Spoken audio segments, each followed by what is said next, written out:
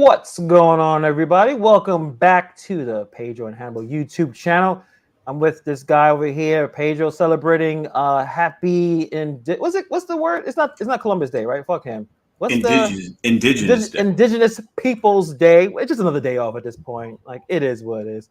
We lighting the candle for all the people out there. There we go. Yeah. Oh yes. How you doing, man? How was your weekend?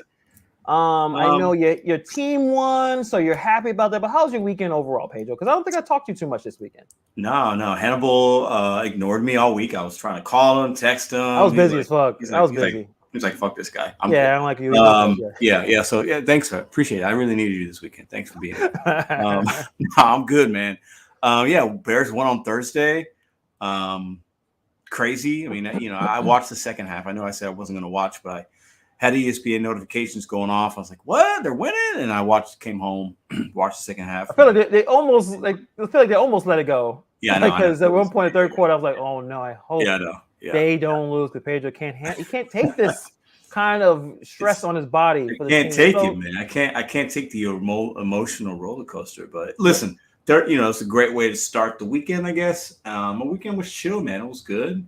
Loving that the fall's here. I love St. Louis is getting a little chillier. I love that. So, I love the hoodie weather. Hoodie weather is the best. Man. If I could have fall all year round, I would be okay with that. And then go somewhere during the summer that is nice. I would rather do that than to have the seasons. I don't mind the seasons, but I like the fall. So where would that be? To have that, I have no idea. I guess everything's either it got the wet and dry season, so it's really really hot, or it's raining a lot, or it got the 4.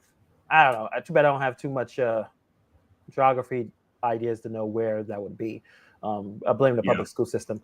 But we're gonna be talking about some NFL a little bit. We got obviously our main topic talking about masculinity, femininity. Are women doing too much, or men doing too little? I'm sure that's something that we could have a lot of discussion on. Also, we're gonna have some hot topics here. Real quick before Hannibal starts going down the run, I want to say hi to the chat. JB Walk Life, Ellen, No Giggity No Cloud, our fellow podcast brethren with our man Hector, Lee. I see Marty, Abby Lynn, Cray, Nate, Hector. Obviously, appreciate all you guys. Mad Dash, what up? Bobby, always repping. Red Pool Jack, appreciate you guys for being in here. Hannibal, go ahead, my friend.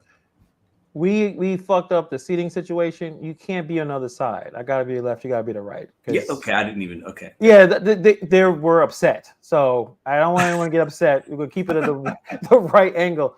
Also, guys, big thing before we get to the rest of the stuff, the rest of the topics. Me and Pedro have finally started a Discord server. Now, Pedro does not know how to use his phone. I don't know how he puts his pants on. He's not in the room, but we have a good 10 people already in there. The link is in the description. I clicked on it and it says like loading. It's like it doesn't even. I probably have to update my phone. We'll figure it out. But man, doesn't want to go in and he doesn't want to join it. But hopefully he will, because I think it's gonna be a really fun spot. So I think I have the link pinned on this chat over here. The more people are in, the more I'll invest to make it as fancy as some of these other Discord servers I've been into. But I think it's a good spot that we all can hang out. If a lot of hip hop talk is going to be in there, some sports talk. It kind of has some channels kind of geared towards that. So I appreciate the people who are already in there, already throwing some chats. And don't worry, Pedro will jump in eventually. I'll jump in and talk some nonsense, and we'll have a good time. It'll be good. Definitely. And also, check out No Giggity, No Clout, and Hector Mello's podcast. It's called, I think, Nobody's Favorite Podcast. Hopefully someone could put a link in there in the description, or at least in the chat. Big fans, supporters of our channels. Hector, we go through and live and die with New York sports, how terrible the Giants. So Daniel Jones got beat up so badly. I'm sorry for jumping into different topics. He got injured, neck injury. Oh, is he hurt now? Oh, yeah, because they refused to block the guy. Oh, I didn't watch too much of the game, to be honest, because it got to a point where they had one good play where Tua threw an interception and ran back the longest touchdown of the year. 102 yards. I did see that. Yeah, pretty impressive. Yeah. But Miami was just running up it. It was a video game, and it made me sad. So I didn't watch too much of the game. But then eventually Daniel Jones got destroyed. Whatever. How many wins do the Giants have? Just they only won one game. So the Bears and Giants have the same win total. So that bet that we made, it might be pretty close, right? The battle of the really, really trash. The really trash. At least your quarterback is upright. He had a great game. Back to back. He's had back to back good games. Actually, I want to say this real quick. Yeah.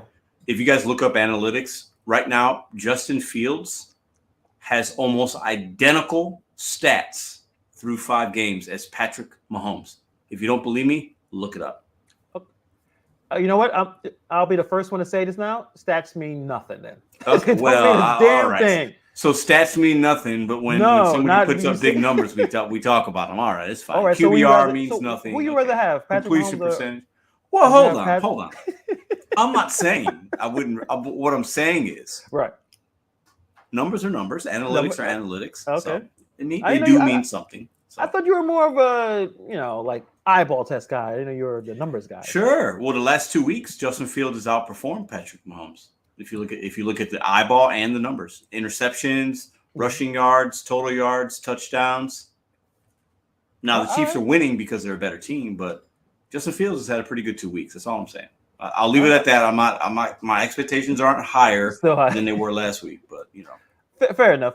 Hector says Daniel Jones needs to be traded for Jamaican beef patty and a can of Coke.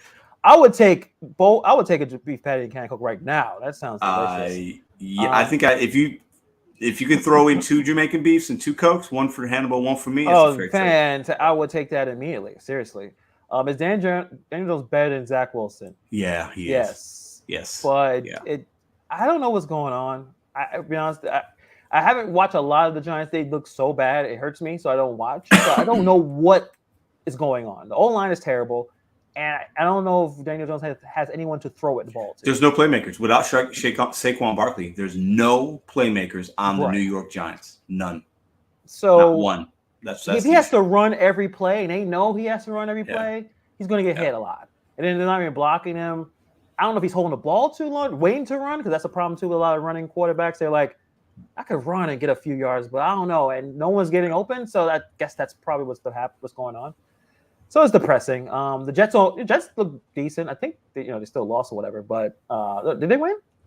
Who? The Jets did win. They beat the Broncos. Russell Wilson beat the Broncos. With like 40 seconds to go, and the Jets returned it for a touchdown where Russell Wilson could have I think they were down 3 at that point. They could have went and maybe kicked the field goal, maybe got a touchdown. Russell Wilson's trash. I called it in the beginning of the year. He will be benched in the next 2 to 3 weeks. Russell Wilson will be benched. I'm putting a guarantee stamp on that. I've been saying it since the beginning of the year. Russell Wilson is washed. He has no confidence. The locker room doesn't believe in him. Sean Payton is getting frustrated. He's done. I'm telling you, he's going to be a backup somewhere next year. I know that's a hot take. That's going to be what's going to happen. I mean, he played really bad. The problem is that they're paying too much money. What happened? Yeah. How you knew? Was it just the athleticism was gone? The passion is gone? Usually your quarterback doesn't drop so bad just because he trains a new team. Usually it's the beginning of the fall. But why do you think he was destined to probably be a backup, being benched? Like, what did you see? Or you just felt? Like, how do you know? Russell Wilson doesn't come off as a genuine dude to me.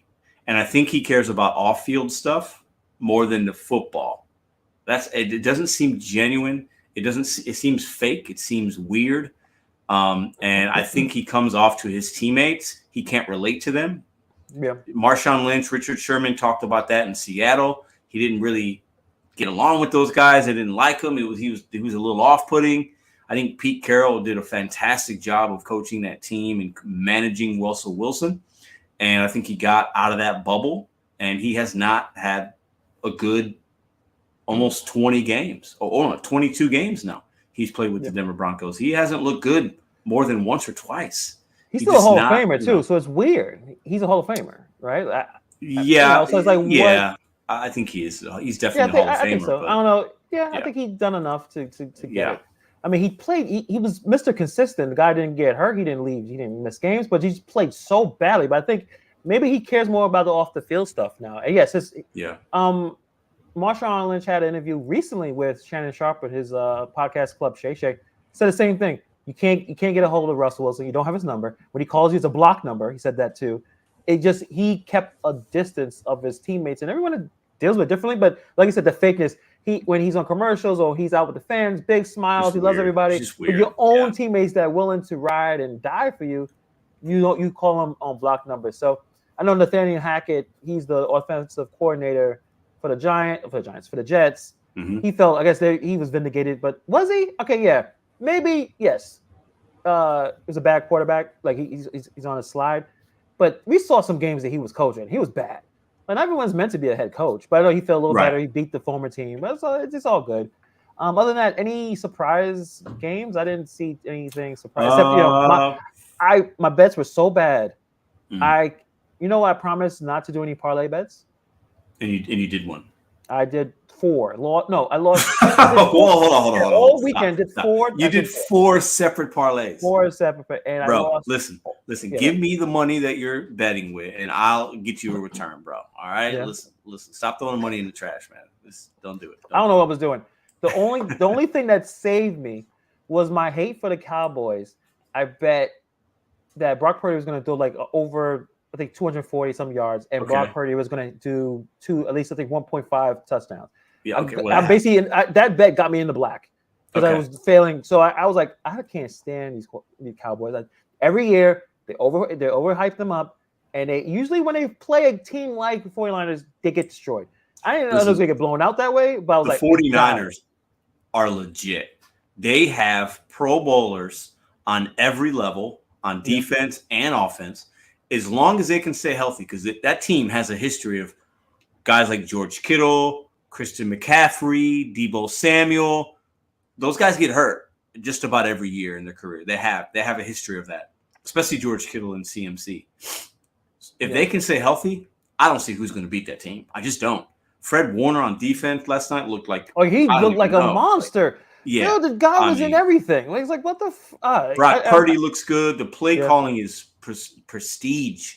The way they're setting up their movements at that line of scrimmage and getting these one-on-one matchups with CMC against a linebacker, or it's amazing.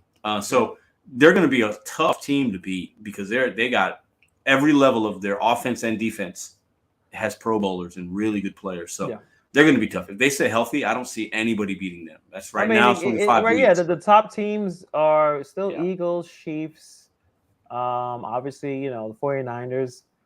I mean, as long as it's not the Cowboys, Dak is Dak. It is what it is. As long as they don't get nowhere near the title, I'm happy with that. Let's see where am I? What is it? Bobby too. He says, "I'll take your action animal. Parlay players are too cute." You know what, Bobby? We got to meet in real life, because again, you get me a little bit too much, man. With you're in my head sometimes, man. For real. But anything else? Nothing else came to light. Our teams are really just mediocre. Whatever. All right. Welty is in the building. I know. He has a mixtape coming out. You know that?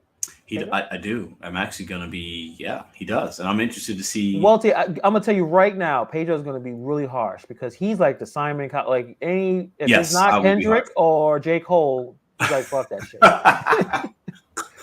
That's not fair. I will say this about the songs that Welty's made. You can tell he's very, it's thoughtful. Like he's thinking about the rhyme schemes and the wordplay and so I can respect that. I think Welty has more to offer us. I'm waiting for that banger, and I think he has it in him. I think he should go less parody, more bars, more rhymes. I think he's got something there. That's my challenge to him, but I'm looking forward to the mixtape. That's my advice right now. Well, when he releases, hopefully we may bring him on the show, talk about it. I mean, obviously hip hop we love, and I love anyone that tries, man, because it's not easy. No. And obviously he's talented, so we'll definitely bring him on if he's available. Giggity with already a good joke. I parlayed my girlfriend into a baby mama, and then Bobby said, "Then so you lost." Yeah, I did that too twice. Yeah. Listen, you all do the gambles or whatever, but it is what it is. Women were not good. But that probably worked out. You're saying it. I'm not saying it. I ain't saying it. I said it. But in terms of rhymes, I want to jump in with this. I know I would say 95% of the chat probably did not listen to the latest Drake album for my dogs. I know it's not the If you crowd did, for that. put it in the chat. Put a 1 in the chat if you listen to the Drake album. Don't leave. Don't worry. There's actually something that's relatable for everyone. But I listened to it when it came out. I sent Pedro a song that I thought he liked. I didn't put like a random. So like, I didn't even like. I thought you knew, but I said, "Yo, listen to this." I'm listening to it, and we're gonna talk about Drake. I think Drake has a problem being criticized, which is weird considering he's one of the most successful, not rappers, artists in the last 10 years. Ever. Like 13 years. Easy. Yeah. For him to still have that level of frailty, to be honest. You think he's beneath that, or he shouldn't be on that level of getting mad when someone criticizes his work. But let me just get into some of the. And Welty already kind of said what I wanted to say on this right here. So I'm listening to it, and I wouldn't say it's bad. It's just the same. It's the same. Not like you could tell that obviously he has access to the the most popular artists. The beats, everything just seems like all right. He put this together. I won't say it's trash. I wouldn't say it's garbage, but it's the same songs. And he added, I guess I think with the issue is just being creative. He's on a treadmill, just kind of going through the motions. That's what it sounds like. This is not views, man. This is not even Take Care. This is not Nothing Was the Same. Like where he was just bangers, and it was like ridiculous. Like how he was able to just keep getting these songs right. This is what, the third or the fourth album that's been just maybe fourth in a row that's been average with a couple of tracks that are pretty good. Right. But those tracks usually have a feature on them. Correct. Right. So the J. Cole song you sent me, I was like, damn, we need more J. Cole. Like First Person Shooter is a song that I'll probably listen to for a while. Yeah. That's a good song. There's a lot in there. J. Cole drops, basically, he's got an album coming. He has a line in there hinting to that. Yeah. I love the Muhammad Ali line, and then he starts huffing like that. I like that kind of shit. J. Cole's up there, man. He talks about him, Drake, and Kendrick being the which is he's being respectful for Drake if we be honest, Jake's bank account and his influence on the culture. Oh, yes. Cool. But in terms of pure like MC hip hop, no, he's not with J. Cole. He's not with Kendrick. No. He may have had the potential, but there's a lot of rumors. Does he write his own shit? Whatever. I mean, whatever. It's just not there. We need more. So I'm sure you guys are familiar with Joe Budden. Joe Budden he's been very critical. That's his style. I think Joe Budden was a phenomenal rapper. It just for some reason it just didn't connect. A lot of people don't realize that dude can spit rhymes. Everyone just thinks it was just Pump It Up. I understand that was his hit, mainstream hit. But Joe Budden could rhyme. He's real. He has that ability. But anyway, he's angry all the time. He was like, hey, listen, this Drake album is not good. He's not maturing. It's just the same old shit, right? I mean, I'm just paraphrasing. It's to a point where Drake wrote the longest goddamn response to it. Let me see if I got it right here. Yeah. On his Instagram. First off, I got to say this right now. We're going to get into masculinity, femininity. Yeah. If you're writing a response that long, is this Twitter? What is this on? This is Instagram. Okay. Yeah. If you're writing that long, that's a problem. That's the first thing. That's the problem. That's just too much. It's too much. You're doing too much, Drake. Too much. Maybe you were in your feelings. You had a little wine. I can respect that. I've been there, brother. But that's too much. Too much context. Too many words. I got to say that off the rip. So he tags Joe Budden in it. He says, you have failed in music. You have left it behind to do what you're doing in this clip because this is what actually pays the bills. For any artist watch this, remember, you are watching a failure give their opinion or his idea of a recipe for success. A quitter give their opinion on how to achieve longevity. You switch careers because things that popped into your brain and had you broke, living check to check. And the raps you write had 450 men showing up to your shows and dusty NYC jeans to screw up their face to Mood Music 29 and pretend that you're the GOAT. Please, to any artists that are doing what they feel is right, don't let these opinions affect your mindset. After the fact, this guy is a poster child of frustration and surrendering. You retired and we never hung up your jersey. We don't even remember your number. We know you for doing this. You withdrew from rap because you could not accomplish all the things you need to because you're not working for. But all right, listen, I can't read all this. Oh no, I'll read the end. And if you need it in simpler terms, I own a 767. He owns a modest house in the 973 and flies first class on special occasions.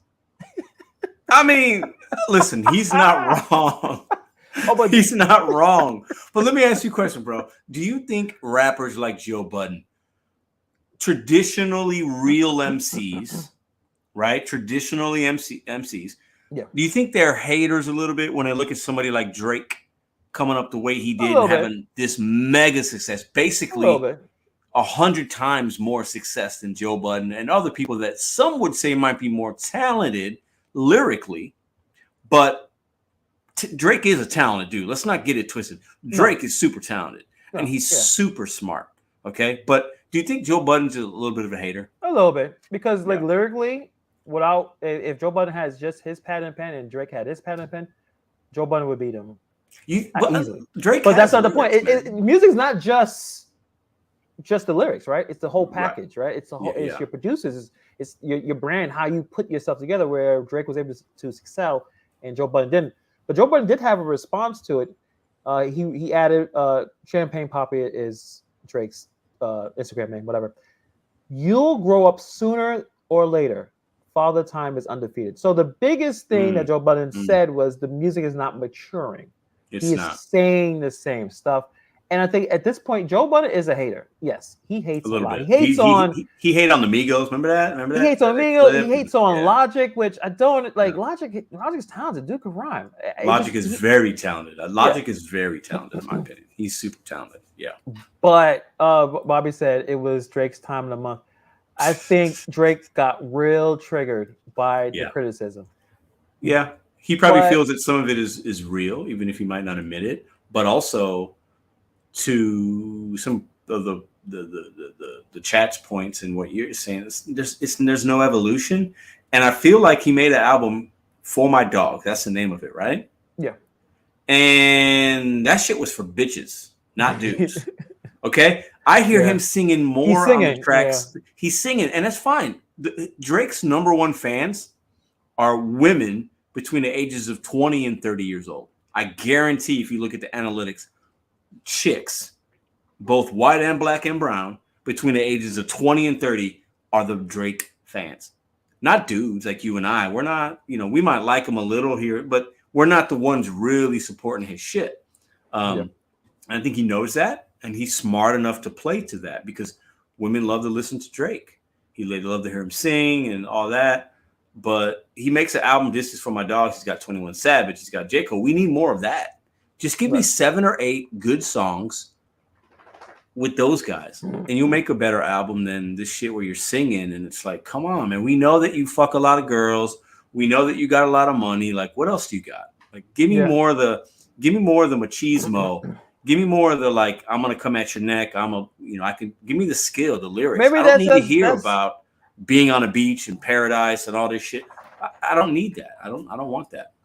Gig said Drake is yesteryear. It's welty time. I feel that. Stevie Wonderful said I stay in old Drake music. Yeah, I mean, old Drake music is probably his best. Even look at his first album, Thank Me Later. But yeah, I would say Thank Me Later, Take Care, Nothing Was the Same, Views, even Scorpion. After that, mid. Yes. Just mid. I don't know. Can you put up I'll put up this comment. Oh, you put that one in? Hold on. I clicked that one by accident. Elia, what's up? First, I'm going to say hi to her. Marion, hey, everyone. Drake is very talented, but I got to represent Chicago and say Kanye West. Listen, Kanye West is, we're a big fan of him. So I wanted to just highlight that. Oh, yeah. I mean, Kanye West is the love of talent he has, no matter all the weird things he's said. And I don't agree with that, and it's interesting that you brought it up considering what's going on in the world. And I don't want to talk too much about it because, to be honest, that's all I've been watching all day. And we can kind of segue. Oh, have you been watching? You've been keeping up with that? Yeah, with the Hamas. Basically, at this point, it's a war. I mean, it's a well coordinated effort to go into Israel, do all the stuff they're doing, kidnapping people. like I always say this, I say this a lot in this channel. When men lose hope, they become extremely dangerous. When you think that you are being invaded upon, or whatever side you want to be on, that's what war happens. And then a lot of men, women, and children are being killed. I'm in New York City, as you guys know, so there's protests happening in Manhattan on both sides. They're screaming at each other, they're yelling at each other. I didn't see anything too crazy in terms of like riots or anything. Hopefully it doesn't get. Hopefully it doesn't get. Hopefully the cops. The cops are in there heavy. Stop. Whatever little issues they arguing, they're fighting with each other. Some stuff that's already is on YouTube. One side, free Palestine. Other side, stand with Israel. And both have arguments. I mean, right now, it just, again, I'm not going to break down any details. That'll take all day, and it's not what we're here for. And this has been happening forever. They've been at war for. Years. There's lands that are there, and both people think they deserve to be there. Right. And clearly, we haven't. Me and you probably don't have an answer to how to fix the situation. Tons of presidents thought they could figure it out. It is what it is. I don't know. I don't really have much to say about it, but it's interesting that, we kind of complain about our problems, right? First world problems here, where there's people out there dealing with stuff that we cannot even imagine. So we're complaining about like sexuality of this person and what book is this person reading and this and that, and what Chick-fil-A does. And it's all ridiculous comparatively, in my opinion, to what's happening. Where people are waking up and there's bombs and there's this and there's that and there's I mean, come on, guys. We have to put things in perspective, right? America's not perfect, but we have to understand that the things that we think are a big deal, and it might be personally to individuals, there's a lot more shit going on in the world that is way more important, in my opinion, at least. Definitely. We tend to care way too much about what somebody else is doing in their bedroom or how they're voting. Like, who cares, man? Like, I really don't care about that. These people are fighting a war that's been going on for thousands of years, and it's still going on. It's crazy. It don't seem like it's going to be an end in sight. So no, I've been I've been glued onto it, watching it. Probably watching too much of it, but it's just so crazy what's going on, and don't seem like it's going to be any end in sight.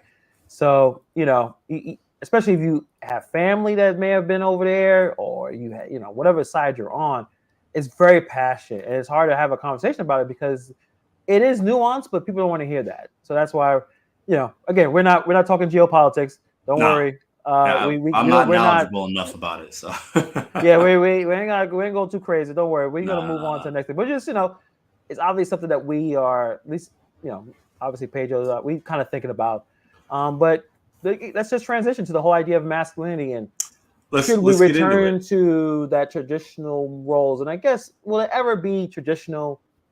Things move, especially in American society. Things are things, but always move. Well, let me ask you a question first. So Hannibal was the one. I want you guys to think about something. I know you guys might. It's interesting because we have this channel, this podcast, and we share the YouTube account, right, guys? So Hannibal, I'll put up videos, and Hannibal do things, and sometimes you guys might know who's putting things up, and sometimes you don't. Maybe you know who's commenting and who isn't, because it's all under the same umbrella, which I think is actually kind of cool, right? Yeah. So I think there's things Hannibal and I agree upon. There's things that we don't see the same on, and that's fine. It's normal, right? Yeah. So Hannibal was the one that put that post up. I guess it was a couple of days ago, right? The community post about this topic. Right. Yeah. And I saw it and I was like, damn, it made me pause for a second. I was like, damn, okay, that's a good insight. So I want to ask you, what made you put that post up? Well, I still use Facebook from time to time just to keep up with some friends and family. And every once in a while, they'll post some stuff like that. And I don't know who exactly, it was a friend or I'm not sure, but I saw this post, and all the women that responded in this post was like, "Yes, queen, definitely agree." Blah blah blah. Like a lot of women appreciated this post, and I read it to you guys. To release her feminine energy, you gotta take away her masculine responsibility. So I post that in our channel, and there was some discussion with it. Like, what does that mean? What does a masculine responsibility mean? for the amount of women that said, yeah, that I agree, is what they're saying. What are they saying? Are they saying that men are not doing enough? So that's what I want to talk about, real quick in terms of what does that really mean? So, Pedro, what do you think when you see that? Is it something that makes sense to you? Like, what was your thoughts when you first saw it? Yeah, it makes sense to me. I do think it's a tough conversation, but I will take a hard line tonight. But I do want to say the one thing about relationships and what people desire and what they value and what they have what they make sure that their partner knows is important to them is going to be all over the board, right? And some people might say, well, no, this is the right way. This is the only way. Okay. And others might say it's very fluid and everybody should be able to do what they want. I tend to I do lean towards, in my relationships, at least at this point in my life, more of what most would probably consider traditional roles. I'm not extreme with it. I think women should be barefoot and pregnant and cooking all my meals. I'm not that guy, right? But I do think, and we've talked about this a few times on the podcast, I do think when you have a woman that is giving off masculine vibes and she has masculine responsibilities and she wants to be independent and she's reading a lot of Cosmo and she's watching a lot of movies and she's like, well, I need this and I need that, or I don't need this and I don't need that. I can do this on my own. And then really they can't, and they want a man at some point, right? So, it's odd, though, because I think there are a lot of successful relationships. I'm sure there are, where a woman has what some might consider masculine responsibilities. She has a job. Maybe she's the breadwinner. She's doing this and she's doing that. And it could be a very shared type of masculine roles. I think there are some relationships that can clearly be successful for those two and not be traditional, right? But I do think if you look at most successful, long-lasting relationships, there are clear, defined roles. And I think just instinctually and by the definition of our nature and how we're brought up and just our bodies and our chemistry and how it's made up, I do believe most women want to be taken care of.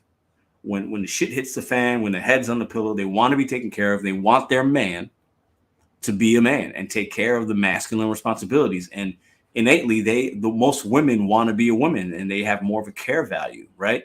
So that's how I look at that post. It's not easy, though, because I think people could be offended. Like, well, how dare you say a woman should do this? And what is masculinity? What is femininity?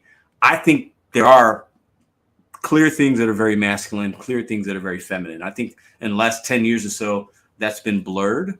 But I don't think there's anything wrong with feeling like a man should do certain things and a woman should do certain things. I don't think there's anything wrong with that. But I do also realize there are situations in successful relationships to where the guy stays at home and takes care of the kids and the woman's the breadwinner.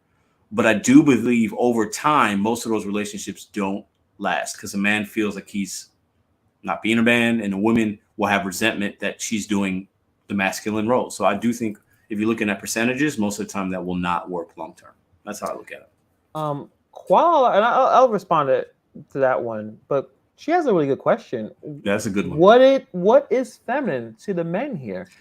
So I would jump in and good question. I'm on the I guess the idea that everyone has both of those spirits in them in some way, because now we're all talking in terms of like subjective shit, so it's all in the air.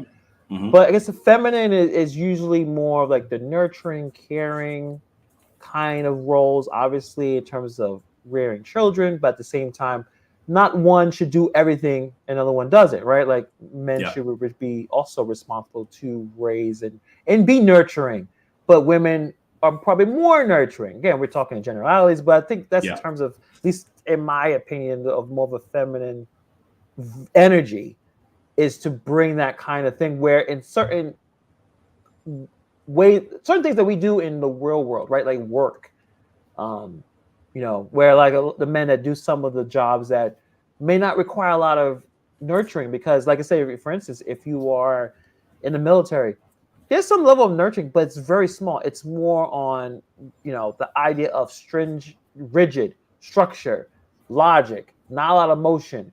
You have to do something. You have to achieve an objective. So I think that you need both energies, but I think women obviously are more geared to those type of things. Being able to be emotionally intelligent, those kind of things. I feel like those things have more of that feminine, I guess, energy to it. What do you think, Pedro? What if someone says what does it mean to be feminine?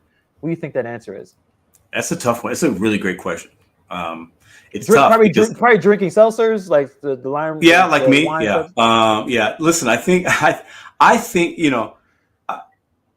if I'm looking at myself in the relationships I've had that were successful and not successful, you could be, in my opinion, you could be whatever you think a man is or a woman. I'll play both sides, but you could be a man and have emotions and be emotional. I'm an emotional man at times, right? But there's also times when I know I have to be what is considered traditionally a leader, and like Mad Dash is saying, it's like a tribe. You're going to be, there's hunters and there's gatherers. I think instinctually we kind of have that most of the time here, right? Yeah. But yeah, feminine. What is feminine? I think you said it.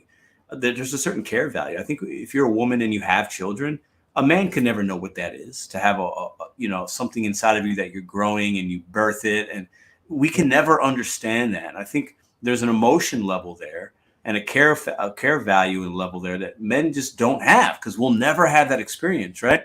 And there's also instinctually, most women can't understand what it's like maybe to be the hunter, right? The one that feels like you got to provide, and the one that if somebody comes into your home, you're going to the door and you're going to protect your family. That if the boat's going down, it's women and children first, right? And I think that's just instinctual. I don't think there's something wrong with it.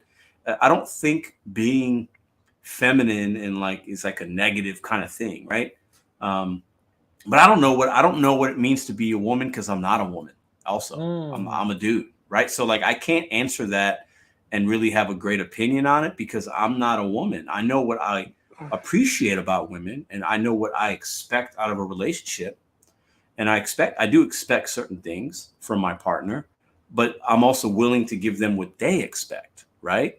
And I'm willing to do my role and my part, right? Yeah.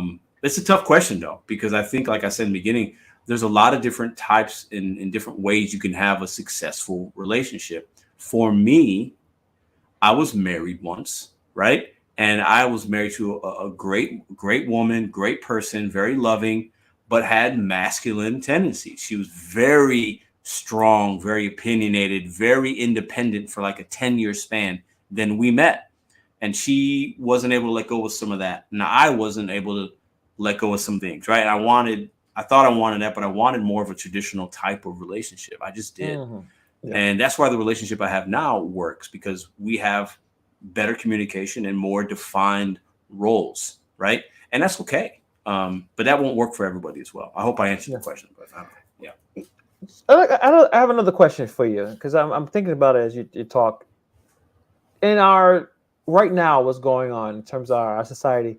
What are the challenges men face in living up to the traditional expectations, right? Like to take away some of the, you could say, masculine responsibilities. And again, it's subjective, but yeah, what she's probably saying is, I don't feel like working, or you make more money than I do, so I can chill with the child, because inflation is up and rent prices. You want to, your apartment in Brooklyn, you're gonna, the average price is $3,000 a month. Are you able to pay that and the bills? Yeah. And maybe chill and maybe right. So most people need two incomes. Yeah. I mean. Yeah. So what other challenges? So to say, to take away the responsibilities, I feel like that post is for some of the single moms out there that went through the gambit. They're doing it all on their own. Because what you're basically saying is, this woman may have a child too, so to release that feminine energy, you basically take care of everything. Yeah, isn't that a bit? I don't know. I think part of the issue is, I think a lot of women are seeing that there's not a lot of real motherfuckers out here that can do what they need to do, right? And a lot of guys, I think, if we're talking about traditional roles, a lot of dudes ain't ready to do that shit. They're not ready to work and hustle and put forth the effort and all this and take care of the bills and and I just don't think, we talked about this, right? We've talked about to where women are the playing field's been leveled in some ways. They're more successful in some of the jobs. They're graduating at a higher rate. They're just, what I'm saying? They're kind of closing that gap a little bit. And I think some men feel some type of way about it and they just can't handle that responsibility. So I think the pool that women have has been watered down a little bit, just the way society has shifted. But I think we have to remind ourselves of one thing.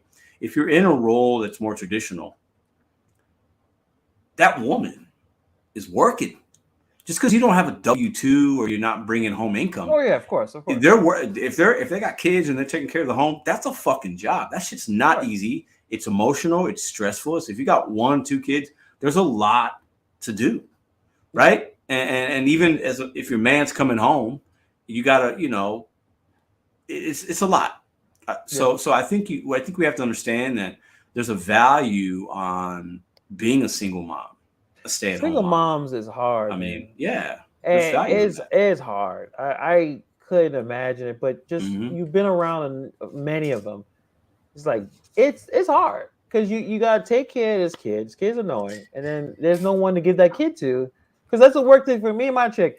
Anytime the boy annoys one of us, we can say, "Go take him. Hey, take this boy. He's being annoying. He's not listening, or he's running around, or he says something silly. Take him before I strangle him." There's enough of you need a break. All right, you tag in. You're in. Go take care of him because he's irritating, right? When you're a single mom, there's no one to tag in and out of, right? Yeah. You may go to your grandma or the aunt, but in that house right now, when you're stressed the fuck out, there is not much of a place to go. And if you take the red pill, like Andrew Tate to the world, and even some little bit of Kevin Samuels, that's her fault.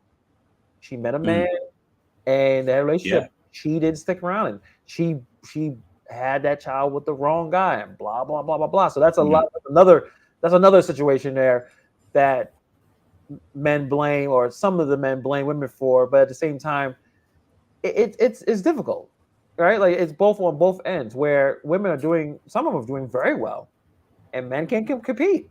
Yeah, because the situation is going on obviously with the schooling and traditional school favors women because women can focus, they can multitask, they can sit down at the table and lose focus. So like they're doing pretty well, and like I said, that gap is closing. But I don't know. It is a complicated situation. Welty has a really good comment. The crisis of femininity is born of the failure of men. And that's what I think. I think there's been a shift, and in some ways, I think there's been some positives of more people now having a voice and feeling maybe more secure and being able to be who they are, and men more in tune with emotions. I mean, there's some positives to that, but when you go too far one way or the other, it can become negative. I think we're at a point right now where there's just not enough real motherfucking men out here. I say that, and I feel that. There's not enough dudes willing to really do what needs to be done. You know what I'm saying? Like there's not enough of that, I think. And I think women see and feel that. So that makes them not want to do what they need to do. Because this motherfucker ain't doing what he needs to do. He ain't paying the bills. The lights are cut off. It's not attractive. He's playing video games all day. He's doing this. It's not, women don't want that shit. I think that if a man was taking care of all his shit, okay, I think the man leads the household. I do believe that. And I think the woman can follow if she feels secure and trusts the man to lead the house. And I do believe that.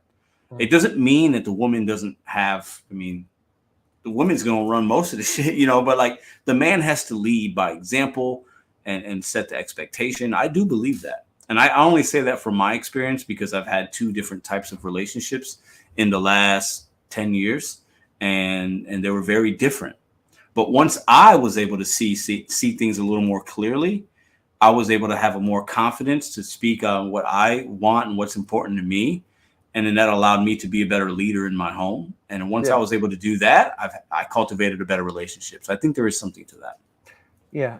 Raise on Scrabble. Appreciate really good comments. Men ideally have to learn from other men. I have really struggled with that being a single mom with a son.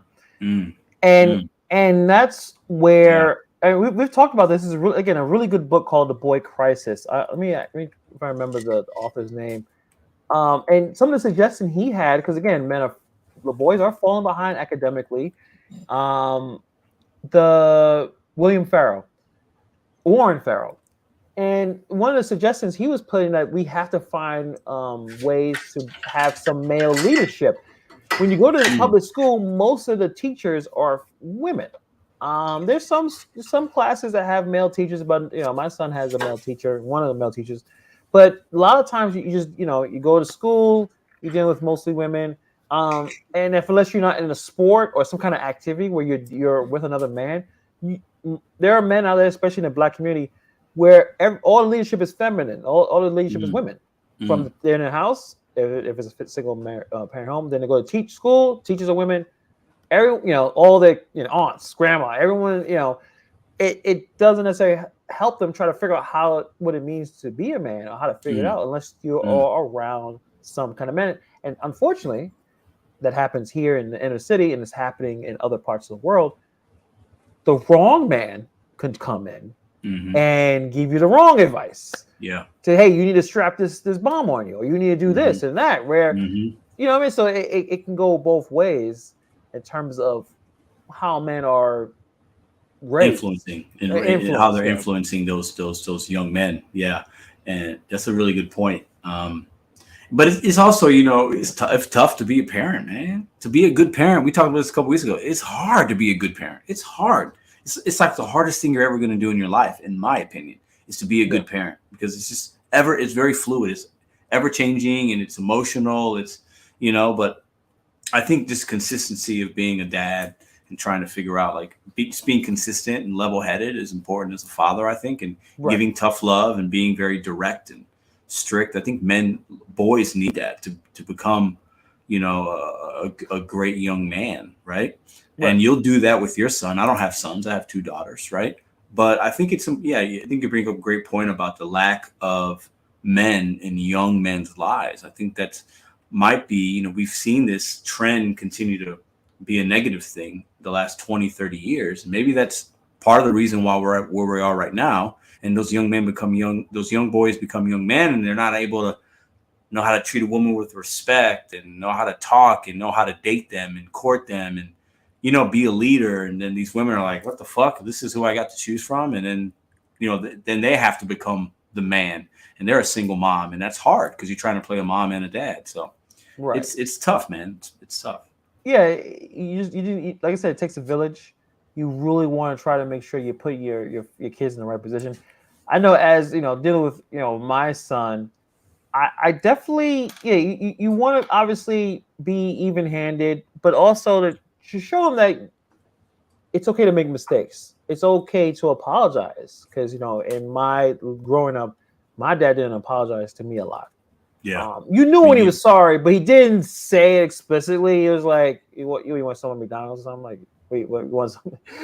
You want to go to Subways? Or I guess so, because I'm about to eat.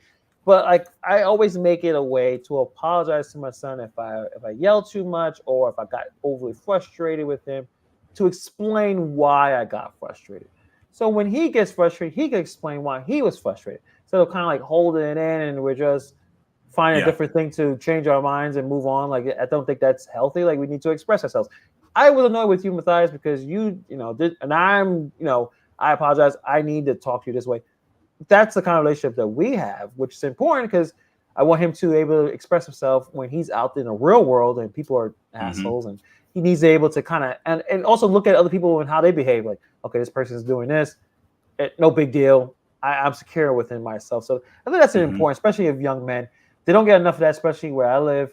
Everything is you ready to fight anything. Yeah, well, you're teaching them some emotional intelligence and how to deal with that, and it's okay to say you're sorry. There's strength in that, right? Because we all fuck up, and you're teaching them. You're breaking that generational thing we talk about, right? Yeah. You know, you did or didn't get something from your dad, maybe in a similar way. You know, me too. I can relate on some levels there. Yeah, and trying to I break that a don't, little bit, you know. and I'm not saying that what they did was malicious. Yeah. They didn't have the access to the information that we have had.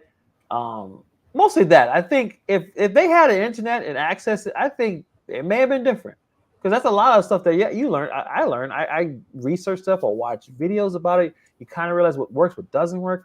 My dad had to go to the library to read up on stuff. Imagine that. I haven't been in the library in years. Like everything is in our phones right now. So the access of information is there.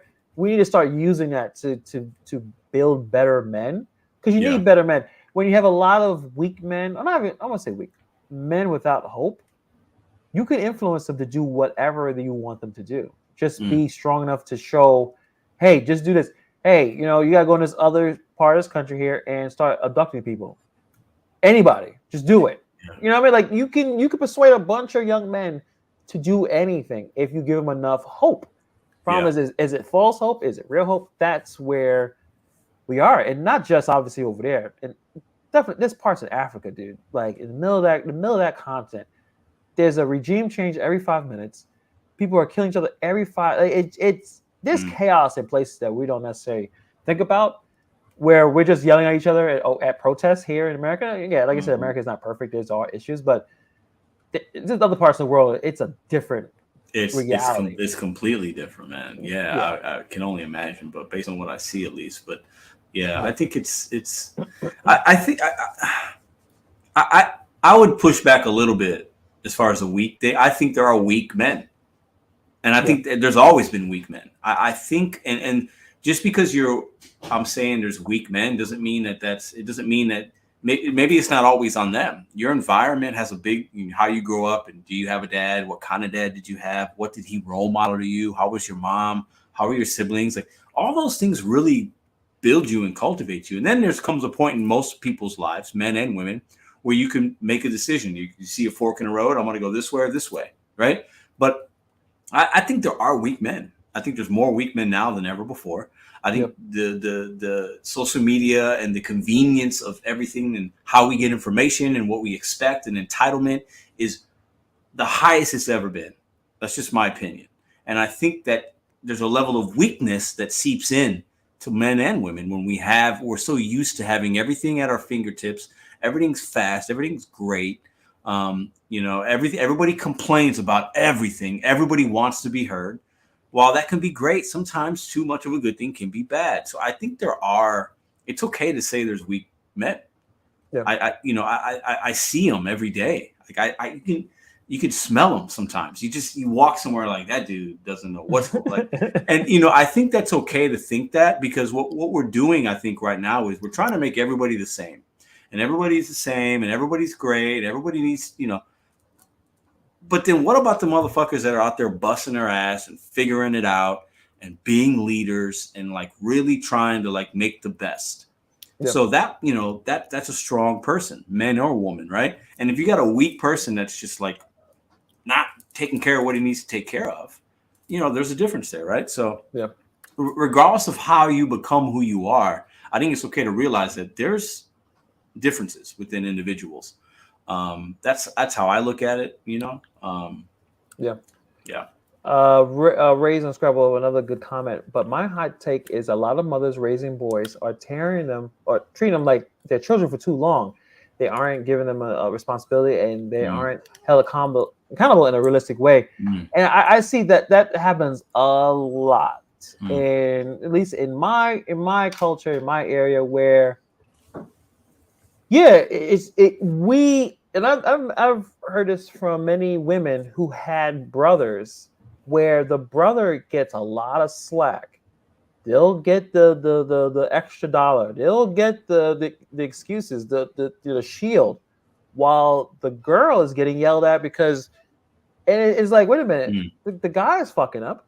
My brother's fucking up. Why am I getting the bullshit while he's able to get one pass at another pass, and he's the man? I don't know. I don't know why that seems to happen. I don't know what's the issue in terms of why some women treat their sons and they put their sons on a pedestal. Mm. And then that's why when that son goes out in the world, he don't know what's going on because no one else is put on a pedestal. Do you think it's because those women don't have a husband or a strong leader and a partner, so they feel like their son's like going to be that for them, so they kind of coddle them a little bit?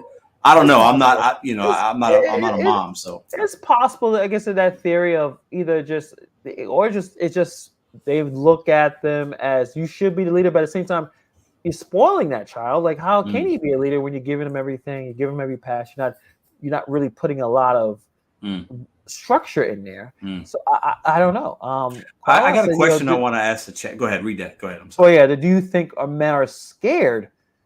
Also, when you don't know, when there's a lot of unknowns, yeah, I'm sure there's tons of anxiety. I mean, if a lot of people are, substance abuse is high.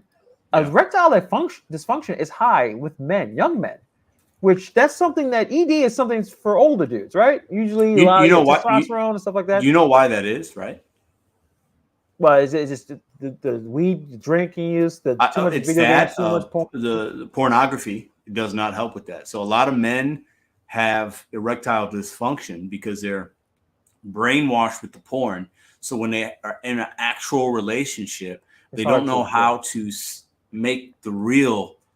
They don't know how to separate the real because they've had so much of these porn scenes in their brain. They expect it to be like that. And when it's not, they have a loss of control and they don't feel confident because it's not going like the porns. Right. So they have that ED. So, and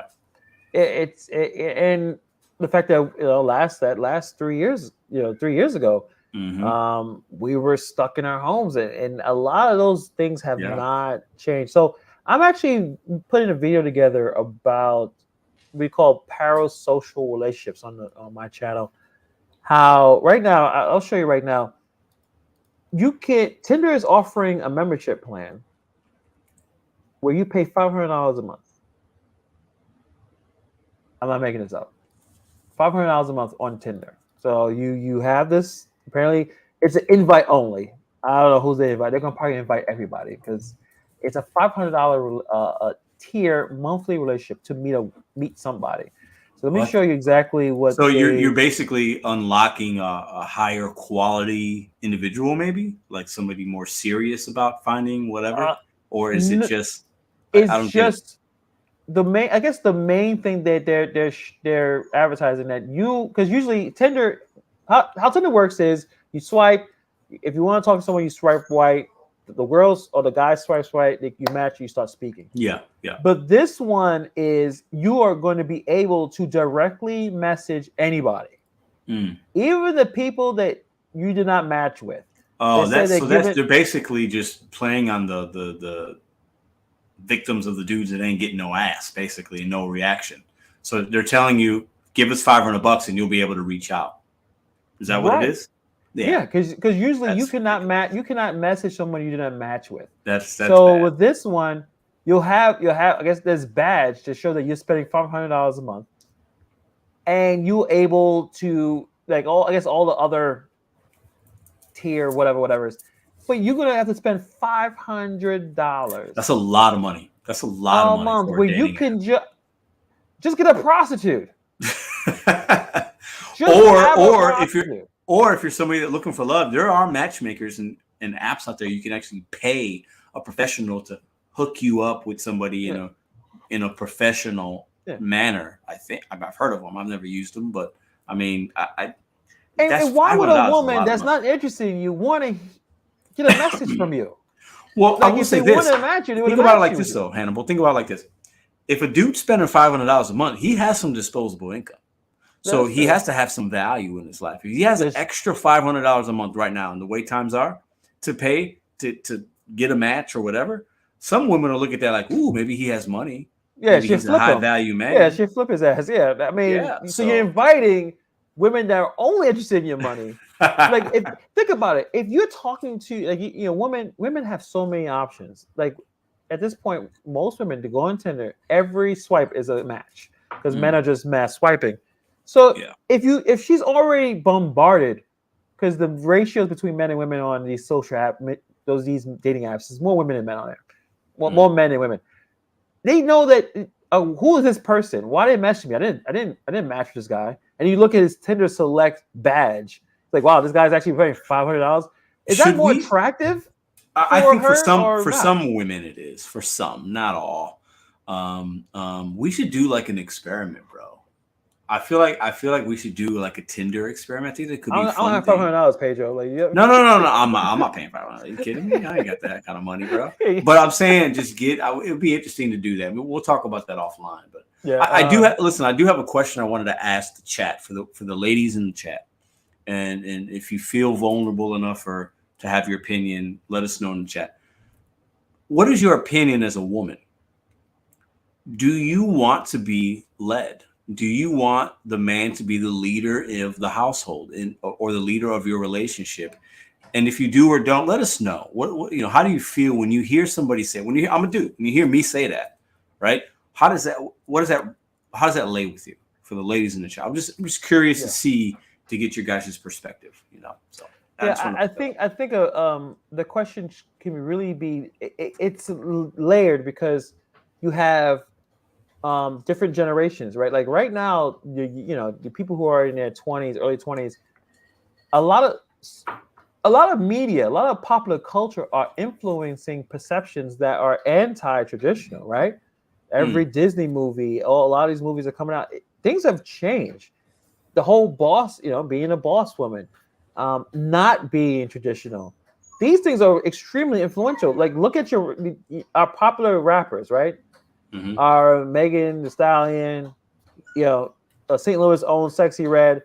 Like she had a sex tape leak out. It did not. Yeah, it wasn't good. I mean, I know you did. A friend of mine told me about it. He wasn't a big fan. Anywho, hey, send me the video.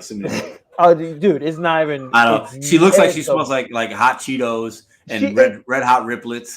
And you know how like there's some women that have tattoos. They look sexy. It fits their body. But there's other women that like the tattoos like she's been in jail a lot. Listen, I love a woman with tattoos. My Madison has them. You know what I'm talking about. There's a certain yes. Like who's crying? Stop. What? Hannibal, listen, y'all. Hannibal has 20 dogs right now. Yeah, I only have a few. What? Who's crying? I'll figure out what's going on. Anyway, I love it. Yeah, it's about being in charge, being the main person. So like that's a whole different. It's a different situation to kind of deal with. Yeah. Let's see. Industry plants are. Well, everyone keeps saying that. I asked Hannibal that question when I was in NY with him. Yeah. We were listening to some music. I was like, so I've heard that she's maybe an industry plant. Like I've heard that lingo being out there. Like, there's industry plants just to manipulate the certain sex of people and the masses or whatever. And it's interesting. It's a good conspiracy theory, but I tend to lean towards, I do think there's some powers that be that push certain artists and give them a platform to manipulate some things. I think that's a thing. I do believe that a little bit. I don't know who they are, but I think there's some out there a little bit. Yeah. Hold on a second. All right, Pedro, continue this show. I'm going to grab this damn dog. Give me a second. Okay. So Bobby says, a friend of mine, Hannibal does his own research. That's hilarious. All right, let me read some comments real quick. I'll put them up on the screen. Hold on. Okay. So Marion's gonna help answer this question. I appreciate you. For me, it's 50-50. The word leader makes me think of someone who will boss me around. It also depends on the situation. The man will be a leader to fight for me. I like that. I can respect that because I think situationally, and we've been talking about this tonight, there are certain roles where I think instinctually the man will step up, and instinctually the woman will feel empowered to feel confident situationally to step up. So I tend to agree with that. But I like how you're saying the leader makes me think of someone who will boss me around. And that's your perspective, and I can appreciate that. I appreciate you answering. Okay, I'm back. Apparently, one of the dogs was locked in my kitchen. which didn't make Okay, any I'm gonna sense. read this. I'm gonna read a couple of these. Well, your dog. Listen, Hannibal has like 20 dogs. He's a dog guy. It's a dog. So go ahead. I'm gonna read some of these comments from the ladies. Okay, so Abby says, "I'm 60, definitely a no, but I'm single. I never wanted kids, so there's that. Definitely had friends over the years that I wanted a traditional relationship. So there were times where she wanted a traditional relationship. Okay." Qualia says, "Well, let me find the comment real quick. It's ladies' night tonight. I want to hear y'all's thoughts." Qualia says, "Honestly, I would not mind being led if he truly knows how to lead, allowing the woman her strengths." Very, very powerful comment. Allowing the woman her strengths. I can feel that 100%. Yeah. Okay, let me read this one here. Race on Scrabble says, "I'm 48 and grew up on a military basis. The men who knew my parents, especially my dad, were the ones who told me that I was growing up in a time when a lot of men couldn't be trusted anymore." Interesting. Okay. Yeah. Yeah. Okay. I appreciate you guys chiming in with your perspectives. Thank you. Okay. Are we good, Hannibal? The dog's good? Yeah, he was just locked in the kitchen. It's fine. He was just an idiot. I don't know why he ran in there, but whatever. That's why he's crying. I guess he was in there for a while. But yeah, I think like what some of the people are saying, and people I've talked, some of the women I've talked to, yeah, they don't mind, but they're looking for the guy to do it. But the problem is we're not setting our man up to do it. I think because of how things are going, where there aren't men being primed and ready to do that, and the culture is moving, things are moving faster than most for us to keep up. There's other traditions that seem to be able to, because things are moving a little slower. Tradition still is there, where the woman is taking care of the children, the man is out there working. We don't live in this society here. Most places in the world, or most, I'll say in our country, you live in New York City, you live in Brooklyn, it's extremely difficult for one person to make enough money for the household. I can imagine. I'm not saying it's impossible. It's hard. It's a lot harder. Difficult. It's a lot easier for me to do it than Hannibal to do it. It just is, because the cost of living is extremely different. Yeah. I think I was able to do it for about a year when my chick was pregnant, and then she was able to not work for a year. But then as soon as the opportunity came for her to have a job, it's like, all right. But she had a good amount. But most women don't even have that much. Like they have this child, they may have a month, they may even have a couple of weeks, and then like they got to go back to work because, the average rent in Brooklyn and Manhattan is extremely expensive. So you have to have the environment to be able to do that, right? To be able to relieve the woman from all that burden. Some places you're not able to do that. It's impossible. So it's definitely not an easy question to answer, but no, it's not. And I think we also have to understand, and I'm aware of, you could be a bad leader, whether you're a woman leading or a man leading. So if the wrong person's leading, like Qualia said, it can be extremely toxic, right? If you're the kind of dude that abuses that leadership, then it's bad, right? It has to be a fluid thing, right? In my opinion, a good leader knows when to lead. It's timing, right? And you also know when to step back and be led. Sometimes your woman's going to lead you, or should lead you organically. There are times a man's going to come home and it's a Saturday and you've been defeated by the world, and it's not, and your woman needs to lead you and you know what I'm saying, and give you that empathy or give you some love and hear you out, right?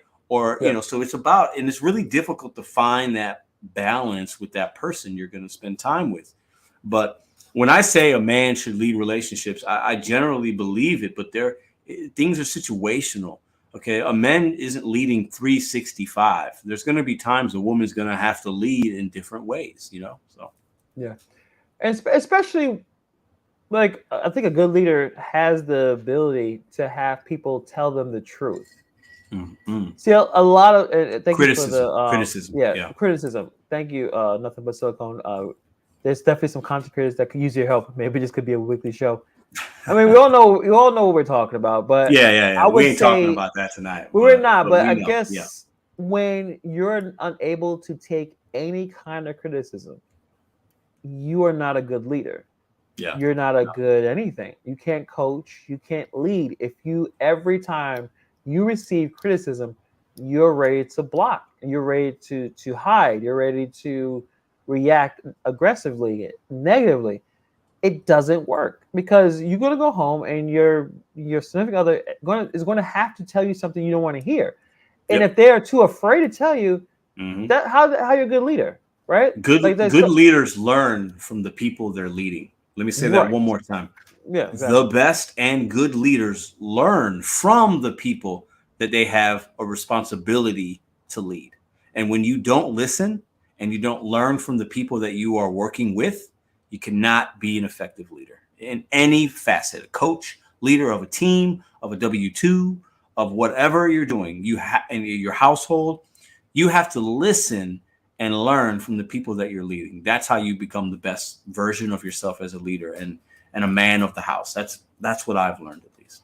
100%, 110%. And I think, we're here just throwing some ideas, just talking a little bit. Like we don't have all the answers clearly. No, but I think it's just something to think about, and something that we can definitely explore more because we've had these conversations in countless of shows over the past, a year and change. And we'll definitely revisit that. But before we leave, I want to show this video. I don't know if it's a real video. I think it is. Who knows? It probably is. It's a shame that we have to say that nowadays, right? We don't know what's real and what isn't. It's kind of sad. Yeah. So All right. So I found this. I think it was on Instagram. This man was very, very upset. Now, why he was upset, I'll explain a little bit before I show the video. He was upset because he was supposed to get married.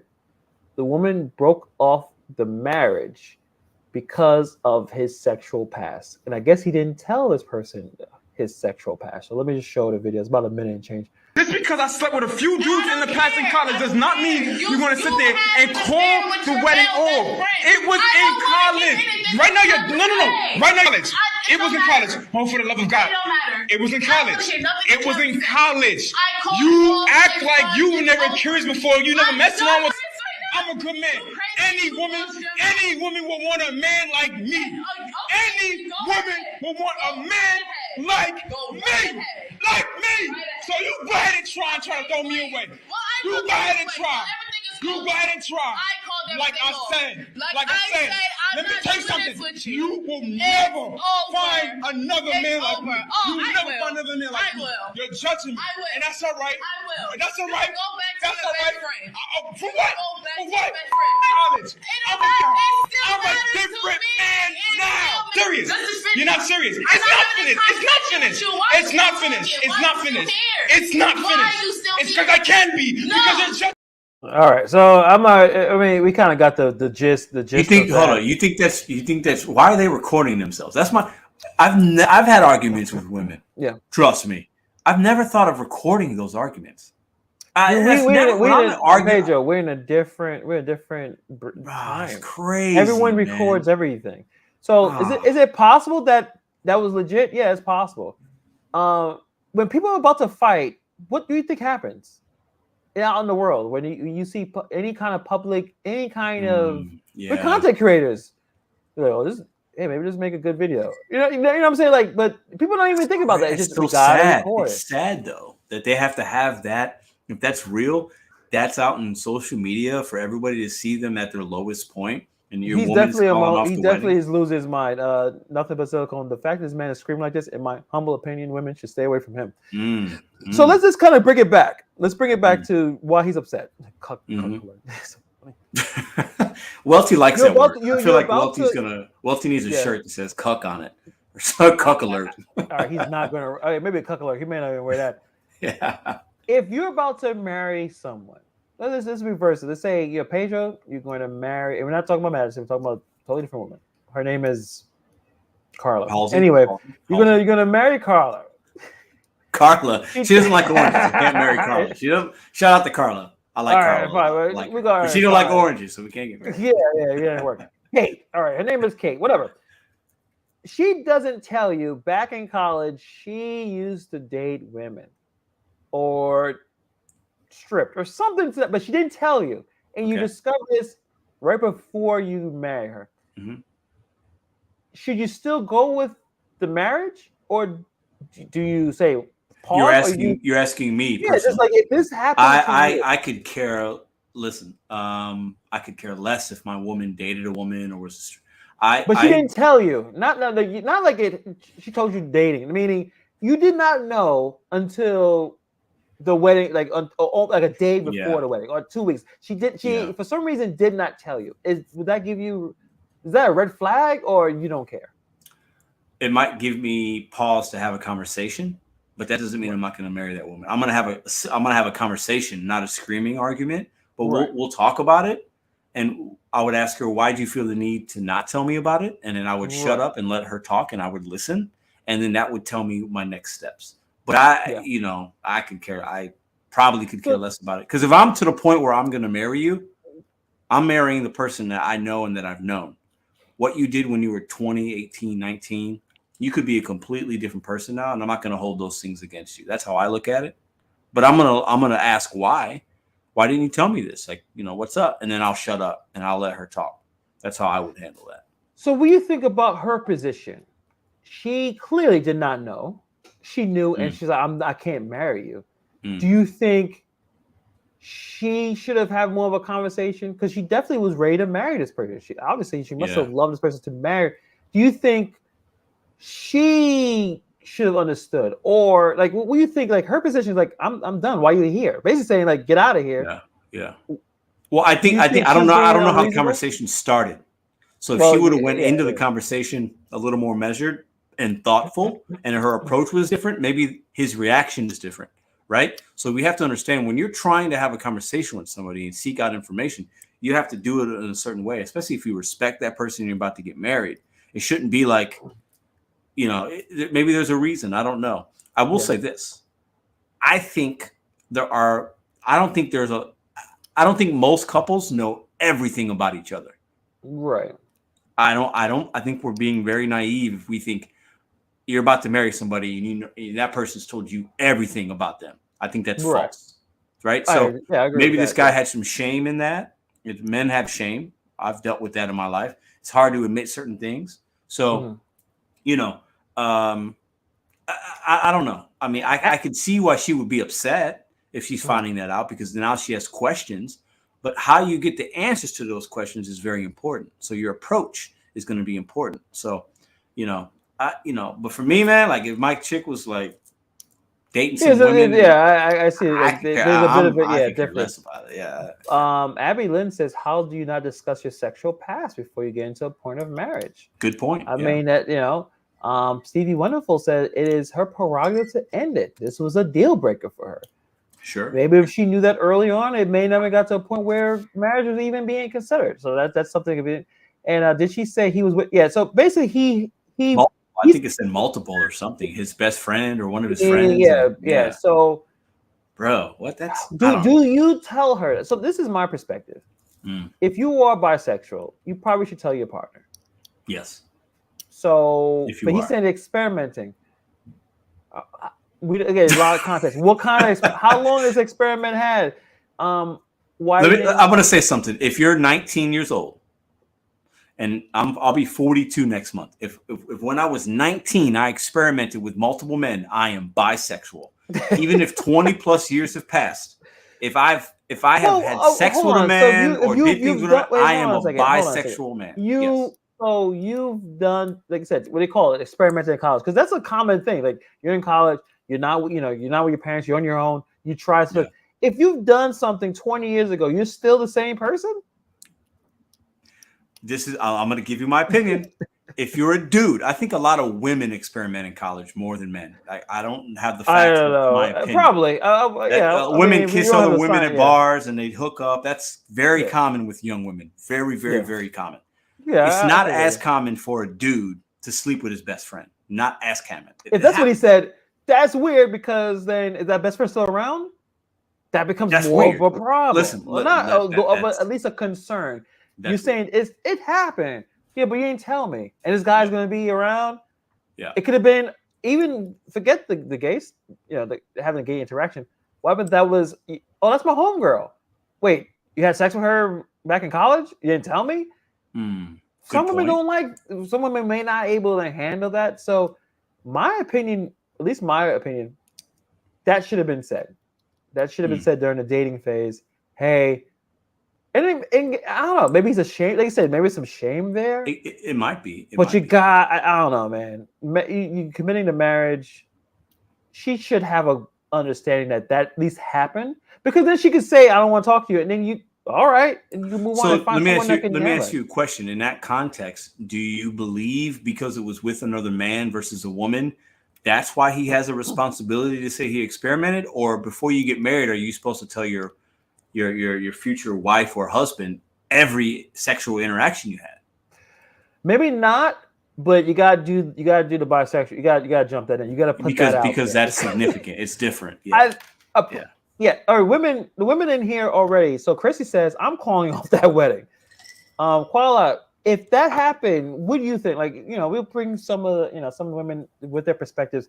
I think most women would let them know now. Don't hide that. I think most would probably, at least not necessarily call off the wedding, but definitely put it on pause. I'll say this. I'll say this. I think it says a lot about the state of their current relationship that they handled it the way that they handled it. That's a good point. Definitely. Right? Screaming at each other is not communicating. Clearly, he's upset. He's very emotional. There's underlying issue. There's underlying things there, in my opinion. They have serious communication issues already. So they probably shouldn't get married. Exactly. And I also, he was very zesty of being emotional, and the fact that he doesn't. He was very defensive. He was very multiple times. He said, "You'll never find a man like me. Every woman want to be." He was defensive, which is very manipulative. When you say something like that, yes, very, very, very manipulative. Yeah, nothing but cyclical STDs should also be taken into consideration. Unfortunately, women have a greater chance of contraction. Good point. So maybe she was worried about that. And relationship is already shaky. Yeah. Yep. Chrissy said, if my man had more eggplants than me, wedding is off. Fair. I mean, I want to say this. Listen, I've never been a man that's experimented with another dude. Okay? And if you did, Pedro, I'll still be your friend, man. I won't break off the I know you would. I know you would. I hope you had a dingling. But I don't have those type of skeletons in my closet. Okay? I got some, but I ain't got no dicks in my closet. All right? I'm good. Got a lot of vaginas, no dicks. All right? So that's just it. It's what it is. All right? But my point is, it's one thing if you experiment, that's once. If you got multiple dudes, that's not experimenting. If you did it once, you can't you can't have multiple experiments. Let me say what. If you're a dude or a woman, okay, we'll flip it. If you're a chick and you were out at a bar and you're kissing on girls and you go home and you guys have sex and then you do it again and you do it again, you liked it. Okay? All right? That's not experimenting. You're enjoying it. All right. Yeah. So I think we have to. Bobby coming in with the hook to the fucking gut right there. Pedro, and listen, you're my Bobby. I love women way. Bring a woman right now, Bobby. He'll show. I love women way too much. You're lucky that I'm even here talking to Hannibal. Yeah, man. I love women. Woman right now. I love everything about them. I like how they look, how they smell, how they walk, how they talk. I love everything about their loving nature. I love being around women. Yeah, Pedro, never. You don't have to prove anybody anything. Yeah, no, I'm good. But hey, to the brothers out there that like brothers, I got you do what you want. What you do in your bedroom, that's up to you. I have no ill will. Well, you can read that what Welty said. Please don't. Yeah, don't make that. Don't make it. You can, but I mean, why? Listen, I mean, devil's threesome, whatever. Yeah, I mean, okay, I'm good. Listen, later on, hey, if you guys go to the Discord, we could get spicy in some there. Weird shit. I mean, maybe what I've done or not done. So, so I think hold on, I gotta address this right now. Listen, let's not get it twisted. I am a fucking dude. Okay, I don't drink wine coolers. All right. If you're a dude that drinks wine coolers, that's fine. I don't drink wine coolers. We don't? You do. Only on Saturdays. But that's it. Today's Monday. So it's Monday. So Saturday night is when Pedro gets the wine coolers, he gets the bubbly, he gets dancing the Was it Halsey? I love Halsey on the record. Yeah. Pedro. I'm gonna meet her one day, and Pedro, she's on my list. So Pedro, you like Halsey music, you drink wine coolers. You can admit who you are here. It'll probably do great for the show because it'll be a great dynamic. why don't we save that we'll save that for another episode, okay? Views would blow We'll do it live. man. I'll bring Madison down and be like, babe, I got a confessional. I need to talk to you, and we'll do a whole thing. It'll go viral. It'll be good. Yeah, dude. We'll just that's funny thing. Like it, listen to I watch a lot of Bar Rescue last couple of days because it's on Pluto TV. It's free, and I'm thinking like, if I had the ability to own a gay bar, I would fucking do it because those bars make so much money. I don't give a damn. Call me whatever. Like some of those bars make so much money. Problem is, it won't work because I think you have to actually understand what's going on in the culture, what they want. I don't. Think. But if someone said you had access to this gay bar and you're gonna make this money, oh, do you want to do it? Some people who are so attached to their fucking sexuality. Hell no. No, I'm making that money. I mean, because it's a culture. They love, they obviously like going out, whatever. But some people are so sensitive to that. It's like, well, why are you so sensitive? Like, who gives a shit? You know who you like. Who gives a damn? Yeah. But I think in relationships, I think before you get married, you should be able to point out some things that you may not admit to everyone, but you admit to that person. That's a good point. That's a good point. That's a good embarrassing moments, weird moments. Like, so for him, if he talked to that chick and said, yeah, I did this, and she stopped talking to him, he'll be mad. But at least you didn't go into a long-term marriage with this person that did not think that it was it's not acceptable. Yeah. Because there are women who it's not acceptable, and you don't want to be with that person because that's who you are. Yeah, you're not that person before, but that was you, and they're not willing to accept that. So I think, first of all, again, he's a little bit too emotional, but at the same time, no, I think it makes sense to have at least that conversation. To say, I've experimented. You should be able to say that to your future mate. I think you're right. I think I'll take it one step forward. I think it's important to be vulnerable, right? You have to. There's going to be organically. There's going to be conversations you're having with the person you're dating, or before you get married, and you're being vulnerable and you're sharing things you feel comfortable that you wouldn't share with somebody else, or you haven't shared, or maybe you have, but they weren't receptive to it. So I think there's those little, as you're getting to know somebody, especially in, if you're thinking about getting married to this person and you love them, you got to be vulnerable, and you're seeing how they react to that. And that'll tell you a lot about how they're going to react in the future to things, because as you get married, you're going to have to be vulnerable and deal with things, and you're going to fight and argue. All people do it, but being vulnerable and sharing some things is super important. I don't think most people share everything. I think that's just, humans are just wired not to share everything. You might share one thing with your boy and one thing with your girl, right? And I think that on some levels that's okay, as long as you're not being manipulative and you're not hiding something that's serious. Clearly, this is kind of a big deal because it came out in the way that they expressed themselves. So they both felt the emotion. You know what? I think he was scared. I think he didn't want to say it because he may have already knew that was going to be the reaction. Do you think he reacted that way because he's still bisexual? Maybe he has a dude on the side. I think it's possible. I do believe that. I think that he should have been honest and put all that out there and meet the person that maybe can handle all that. But the fact that he kind of hide it, she's like, oh, then if you hide this, what else are you hiding?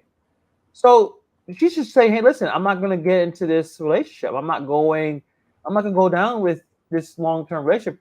And he's reacting in a not the most mature way because he's hurt. Yeah. But it is what it is. I think it's probably best that they probably did not get along or go on and continue with this. So, it is what it is on that one. But I don't know. You guys had a lot of good comments. Christian says, bring back the bathhouses. What does that mean? I think I know what a bathhouse is. I've never been to a spa. I've never been to a bathhouse. No, I know there's a really famous one in Queens where you go to, I think it used to be 24 hours. And a lot of strippers, when they finish their shifts, they used to go there. Yeah. And I'm like, there's a lot of health violations and stuff like that. But I don't know. Have you been to any like spas? Well, I think she's talking to bathhouses, like a place where like gay dudes used to hook up. All right, I feel like I've heard that verbiage before. But I think there's also like the spas, like the little Oriental spas. Yeah, I haven't been. Have you been to the spas? Have you ever done that before? I haven't. No, you want to? No. I just actually don't be a square. You're such a square. I'm not a square. I'm just a very bold dude. If I'm trying to get some, I'll just no. Don't get any. Just go in. Oh, go to one of those weird spas and report back to us and see what happened. Tell us what happened. But don't look for pussy or anything because that's weird. Just walk in.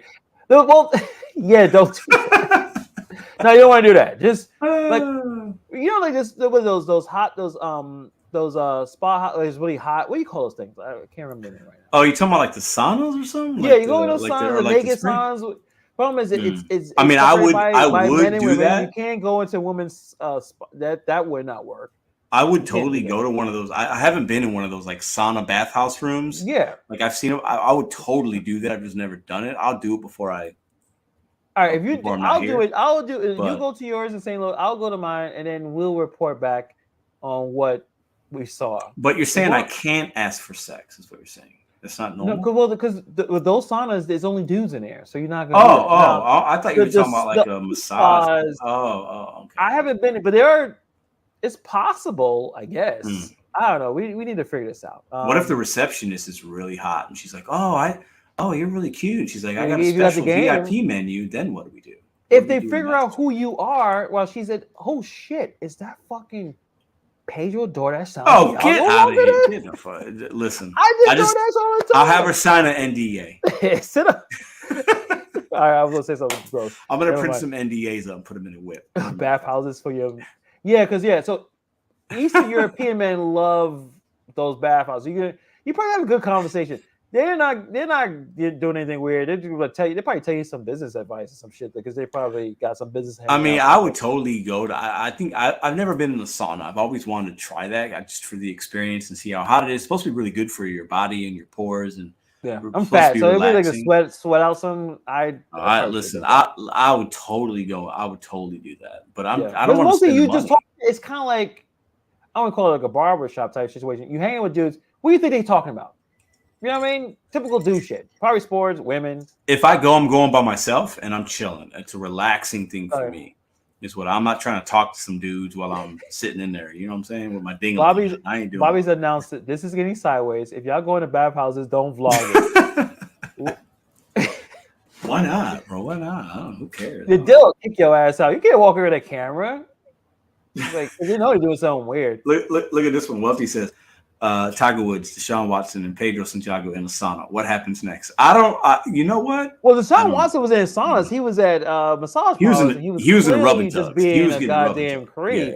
Yeah. Which he didn't need to, but it seemed that was his kink of being really creepy with around massage people. But even just women that were like professional masseuses. Yeah, he was a creep. These were like professionals, teen people, and other people. And I think that was his like power trip. Kind 230 million, and they're okay. I mean, the Browns they're not the Giants. They're better than Giants, but they're not great. Yeah. Like all that money for what? Yeah. But anyway, let's move past this. So before we end this, talking about bathhouses. So on the next episode, I want to break down this fight that's going to happen next Saturday. Next Saturday. The Logan Paul. The Dylan Danis. One minute he says he's out. Next minute he's still going to fight. He has harassed his Logan Paul's wife to the point where she filed charges on him. Is it going to be a great fight? No, but I'm probably going to watch it. I'm thinking about trying to find a spot to go watch it. I feel like Hannibal loves those like cringy type like. It's cringy as fuck. Like Hannibal loves to sit there. He'll have like a Jack and Coke and be like, "What are these motherfuckers?" Yeah, I'm like will Logan Paul beat the living mess out of this kid because Dylan Danis has no boxing experience. They're boxing, So Logan Paul's going to knock him out. If Logan Paul doesn't knock him out after the shit he talked about his wife, Logan Paul ain't that dude. but I expect him to knock him out. Jake Paul I think is a better boxer than Logan Paul. I think because I think Logan does so many other different things.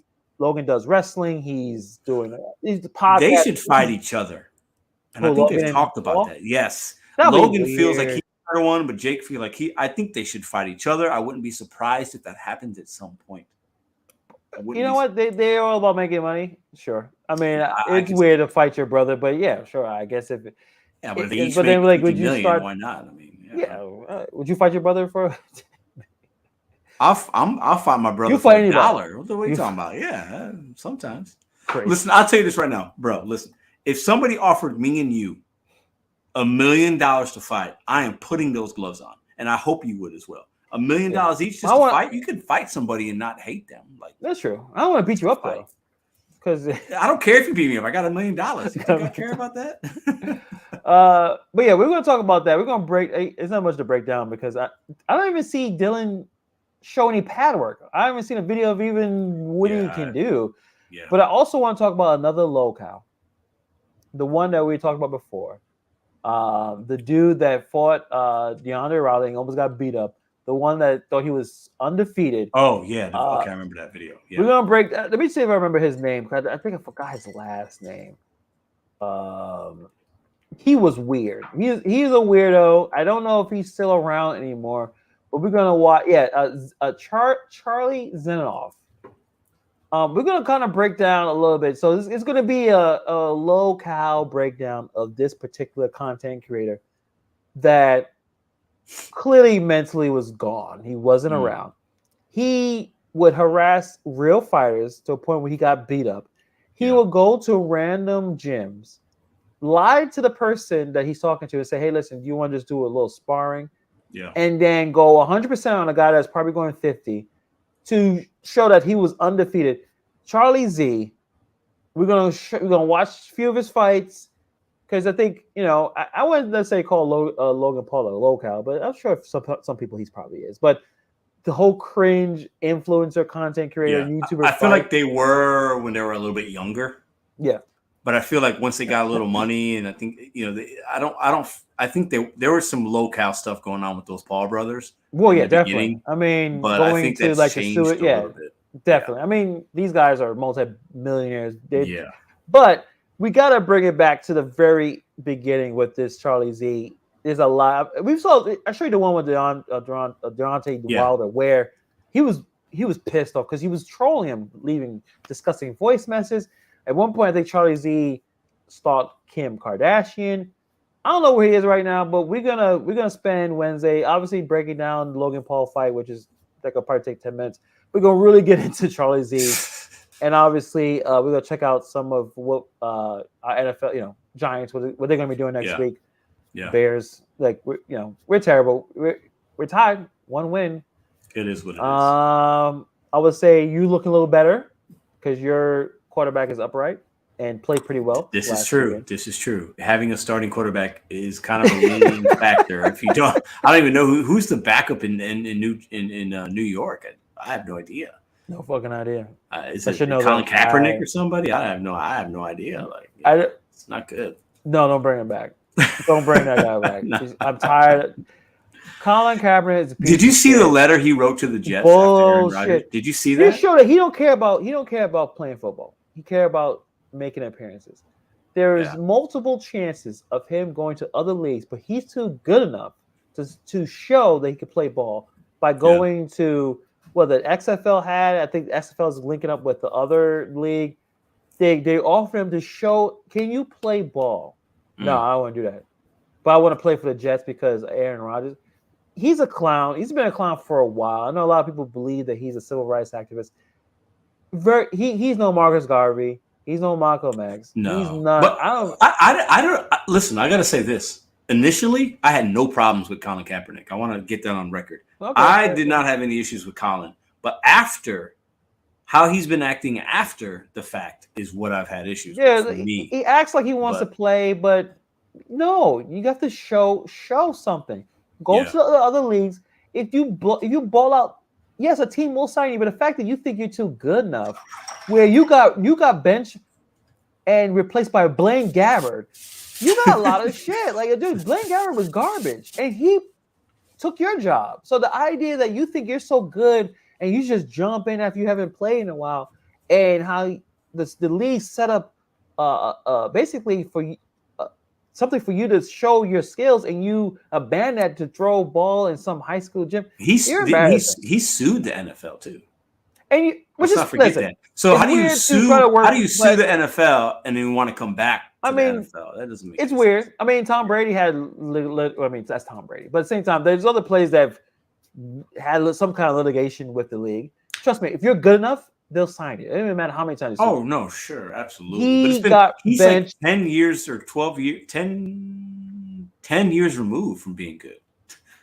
So I mean, he was good for a couple of years, but there was games when he was playing with the 49ers. Oh, he was taking. He looked invincible. Oh, yeah. I mean, he was beating. He was beating Aaron Rodgers, and he was beating. Yeah, in the playoffs, ran for like 150 yards. He was. Yeah, he took the 49ers to the Super Bowl. Was a play away from winning. So yeah. But he got benched by Blaine. I don't know what happened. I don't know. Was it when he started to care more about the social stuff? But the fact that he doesn't want to play for other leagues shows that he don't love football. Because people who love football will do that. Because again, he had all the eyes on him. You go to even the arena league, and you ball out, and you throwing spirals, and you hitting people straight. You running, you showing all this athleticism that you had before. Of course, the NFL team will sign you. Look at the Giants with garbage. Of course, if you actually showed any promise, someone would have signed you. At least a practice squad. Right, or something. Yeah. I mean, there's a lot of teams now where their offensive prowess is a running style quarterback. Right, several teams, the Colts, the Ravens, the Eagles. You would figure he'd be on a practice squad somewhere. The Bears, you know what I'm saying? Just in case he could be the third or fourth option as quarterback and still make money and be around the team and have that veteran presence. A guy that's been to the playoffs, been to the Super Bowl. He could be an ear for some of the younger guys. Right, but you're not talented anymore. Plus, I think some organizations don't want the drama because if Colin Kaepernick signed with the Jets, he's on ESPN. They're talking about it, and some of those teams don't want that type of attention. So no, and especially the fact that it's too far removed. It's over. Yeah. Bobby says Kaepernick's game was gimmicky. He doesn't have the NFL accuracy. He doesn't. That's a good point. It is what it is, but I don't think he'll ever come back. It is what it is. But at the same time, guys, Wednesday we're gonna be talking about some boxing because Pedro, he's a boxing expert as well. He's Puerto Rican, so he definitely understands boxing more than the average man. That's racist. Whatever, dude. Phoenix Trinidad, dude. All Puerto Ricans like baseball and boxing. They do. I could say something now, but I don't want to get canceled. I'm fine. I'll just but tell me off the air about the black. I like a good laugh. Yeah, you can't. Yeah, the black. That's the thing. I can't. I mean, I could, but I'm not. Could you know what I'm saying? In company, but you can't do it online because someone's gonna clip that. I know. Yeah, you don't want to deal with that, but it's fine though. It's fine. Yeah, fuck those guys. But the same guy. We'll be talking about some boxing next episode. Anything else is happening? We're sure. We'll bring it to you, guys. Hit that Discord. Check that Discord out, y'all. Check that. Pedro's gonna figure out how to get in. I don't know how I'm gonna help him. Bro, listen. Hold up. Pause. I'm gonna click that. I'm gonna click that shit right now because Hannibal will be trolling me, man.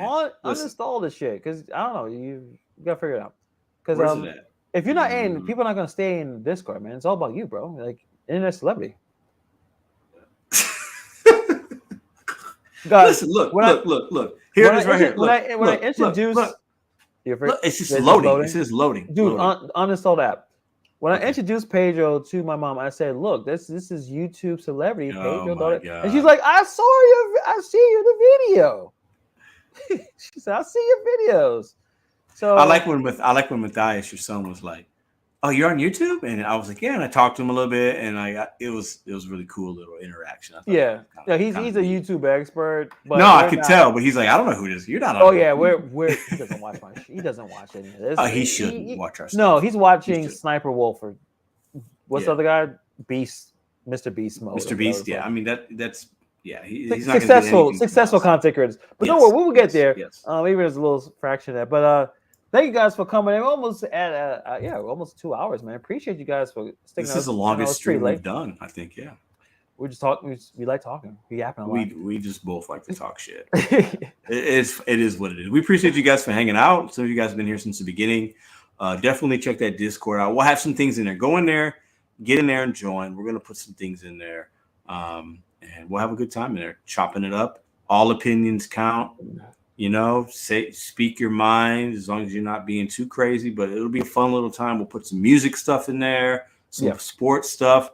We'll drop some hot topics, some questions, and you guys can come in there and check it out every day and have your voice heard and your opinion and have some good times. So, yeah, we're going to definitely try. And also, guys, I know because we've done this before when Pedro set up a Discord.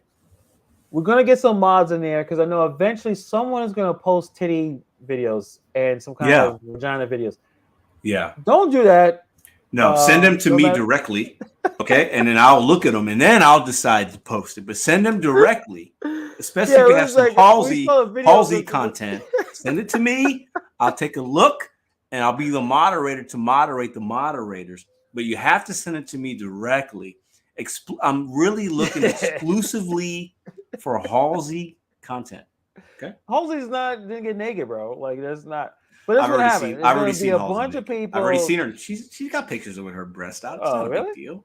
Everybody's got nipples and breasts. It's not a big deal. All right, well, DM these things to Pedro. Do not put it in the Discord. It's no porn. Can't show titties or dinglings. No. We can't. Is this what happened to Pedro and Hannibal? Look at it. They got titties all over the place. We can't do that. So we'll get some mods in there. So if anything is weird, let me know.